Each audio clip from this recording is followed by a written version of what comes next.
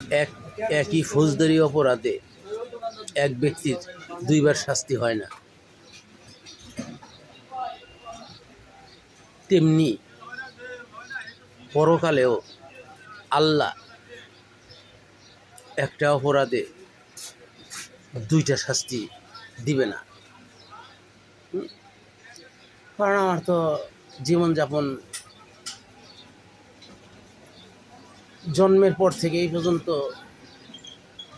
সুখ করছি 2%, আর বাকি সব কোনো রকম খেয়ে পরে বেঁচে আসছি।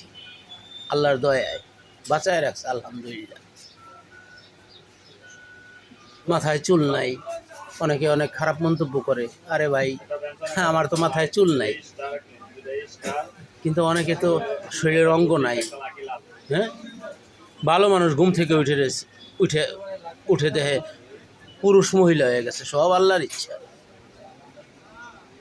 এই জন্য আল্লাহ আমাদেরকে তৈরি করছে, এই জন্য মানুষকে নিয়ে কোনো দিন কটূক্তি বা মানুষের এইগুলা করা ঠিক নেই।